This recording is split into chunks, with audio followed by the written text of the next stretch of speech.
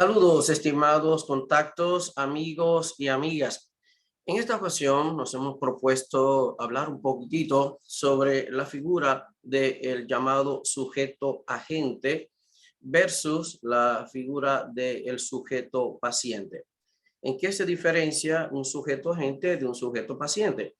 Bueno, en primer lugar, es importante recordar que usamos la palabra sujeto en una oración gramatical para hacer referencia a esa parte de la oración que se está, digamos, relacionando, que está relacionada de manera directa con la acción verbal. Pero esto puede ocurrir de dos formas.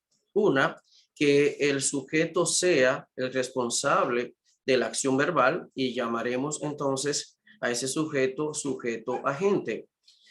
Diremos también que el sujeto agente entonces es característico de una forma verbal en voz activa. Cuando decimos Luis estudia hebreo, Luis es un sujeto agente, puesto que es el responsable de la acción verbal de estudiar.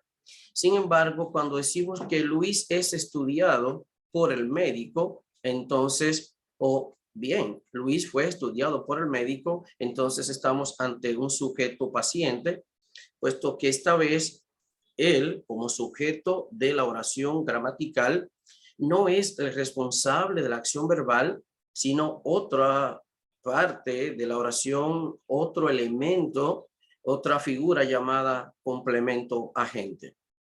En este caso, queremos ilustrar con unos textos bíblicos específicos la figura del sujeto agente conectado a una forma verbal en voz activa y el sujeto paciente conectado a una forma verbal en voz pasiva, por supuesto también con una determinada sintaxis distinta a lo que es una construcción oracional en voz activa. Voy entonces a compartir unas diapositivas para ilustrar mejor esta enseñanza o esta breve explicación sobre este aspecto interesante de la gramática, de un análisis morfosintáctico, como lo es establecer si en una oración hay un sujeto agente o hay un sujeto paciente.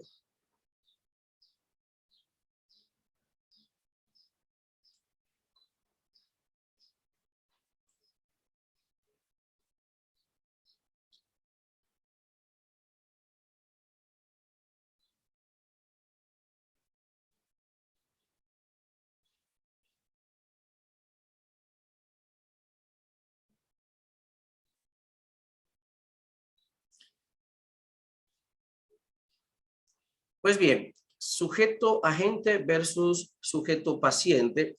Textos ilustrativos, bueno, Marcos 1:12, Mateo 4:1 y Marcos 1:9.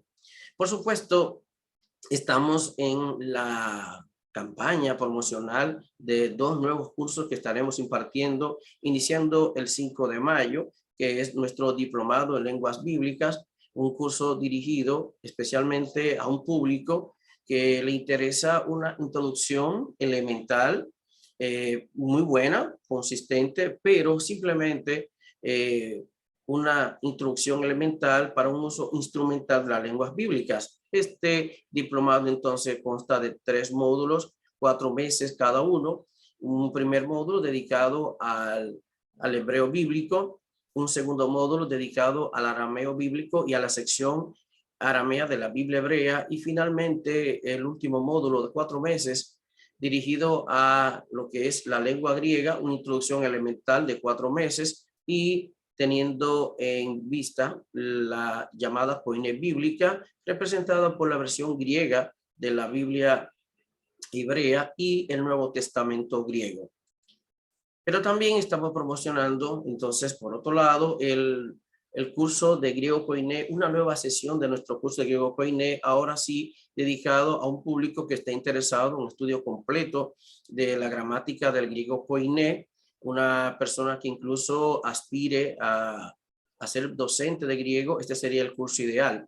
Este curso está dividido en 2 etapas de 2 años dedicados sin pausa al estudio completo y detallado de todos los aspectos de la gramática del griego bíblico, el griego koiné.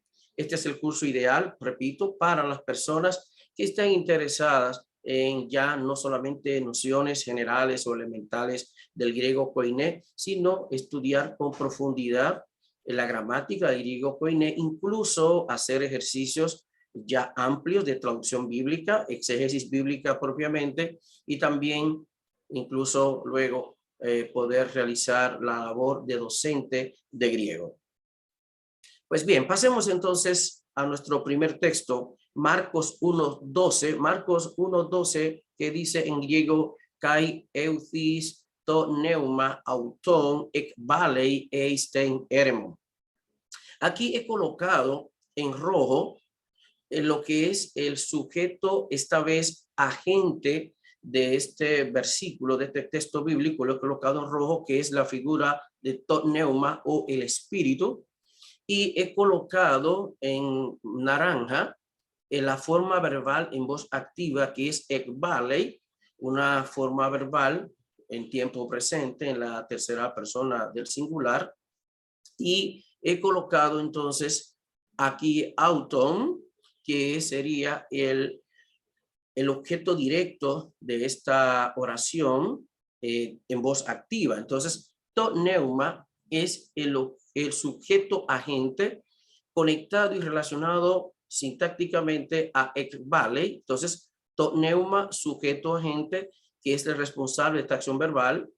Y luego el objeto directo es auton, un pronombre anafórico que hace referencia a Jesús, que está en el versículo 9 de Marcos 1. Entonces, aquí obviamente habría que buscar más hacia arriba cuál es el antecedente de auton, que es el objeto directo de esta forma verbal ekbalei, que tiene como agente responsable a to neuma. Obviamente, aquí estoy explicando el análisis morfosintáctico de esta oración, independientemente de si se personifica o no la figura del to neuma.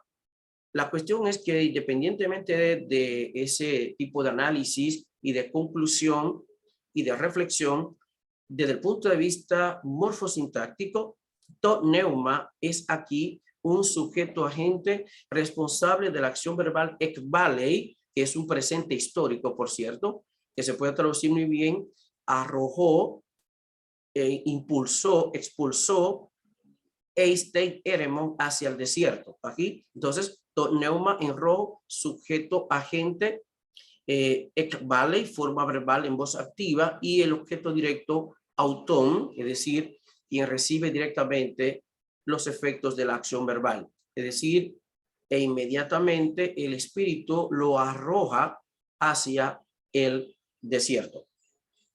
Pero Mateo 4:1, que hace referencia a la misma narrativa, tiene el mismo referente, utiliza una forma verbal en voz pasiva y consecuentemente entonces un sujeto paciente, y por otro lado incluye también el llamado complemento agente, que sería el responsable de la acción verbal de esa forma verbal en voz pasiva. Notemos, tote o ho Jesús anegfe eisten eremon hipo tu neumatos peirascenai hipo tu diabolu.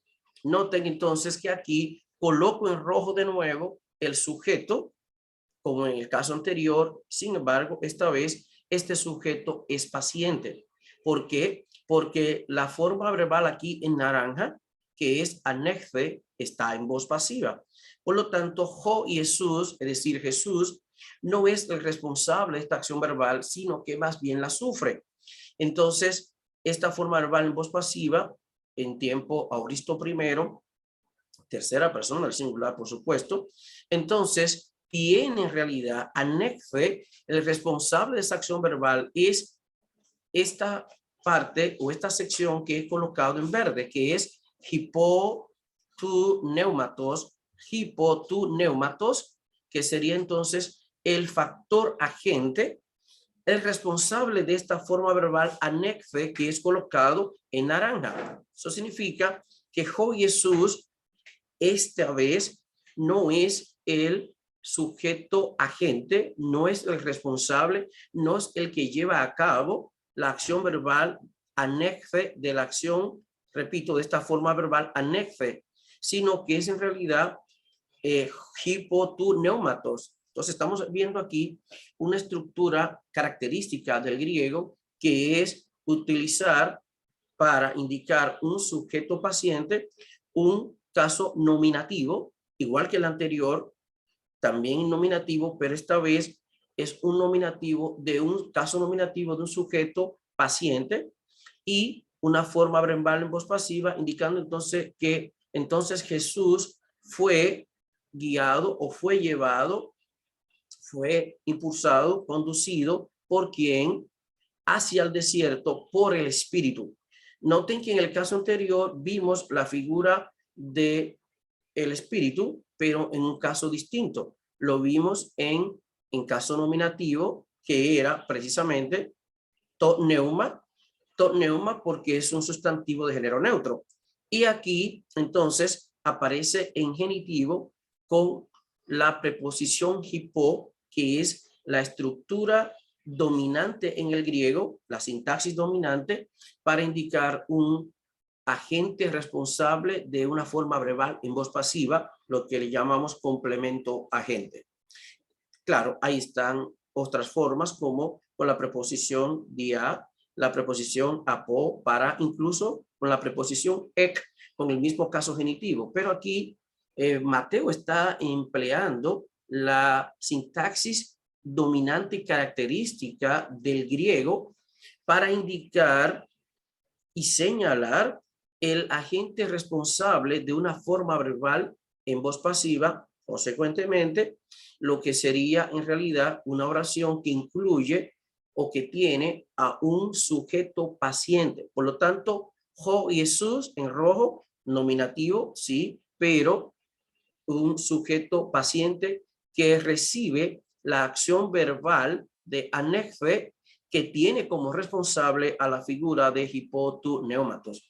Pero todavía un detalle más interesante es que el mismo Mateo incluye un dato que no le incluye el Evangelio de Marcos. ¿Cuál es? Que dice también, incluye la frase peiracenai hipotu diabolu. Incluye un infinitivo auristo voz pasiva y por eso aparece de nuevo otro complemento agente que es hipotu diabolu. Noten, hipotu neumatos y hipotu diabolu, ambos son complementos agentes responsables de acciones verbales que tienen a Jesús como sujeto paciente. Por un lado, entonces, hipotuneumatos es el responsable de la forma verbal anexe y hipotu diabolu es el agente responsable de la acción del infinitivo auristo voz pasiva peiracenai. Entonces, observamos cómo incluso puede aparecer más de un complemento agente en una oración que tiene a un único sujeto paciente, en este caso, Jesús. Pero volviendo a Marcos, en Marcos 1.9, dije que donde está el antecedente del pronombre anafórico autón que vimos en Marcos 1.12, observamos lo siguiente. Kai egeneto en ekeinais tais gemerais elfen Jesús apo Nazaret tes Galilaias kai ebactice eiston Jordanen hipo Ioanno.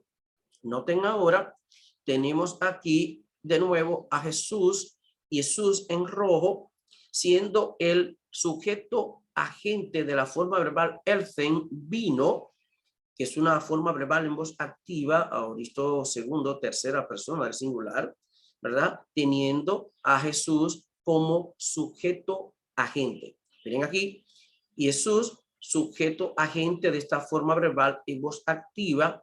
Sin embargo, más adelante, en el mismo texto, notamos que aparece una forma verbal en voz pasiva, ebactice, que está en naranja, que tiene como sujeto paciente a Jesús, pero como responsable de esa acción verbal a Juan, indicado entonces por el griego con otra vez la sintaxis que incluye la preposición hipo y un sustantivo en caso genitivo. Entonces, hipo Ioannu es el responsable de la forma verbal ebactife que tiene como sujeto paciente a Jesús.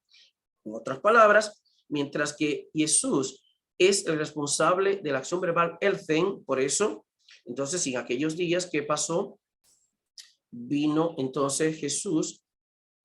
Jesús de Nazaret de Galilea, noten, vino Jesús, sujeto agente, responsable de la acción verbal, de la forma verbal elfen, sin embargo, aquí, y fue bautizado, ebactife, fue bautizado ¿quién? Jesús, ¿por quién? Hipo Ioannu, por Juan.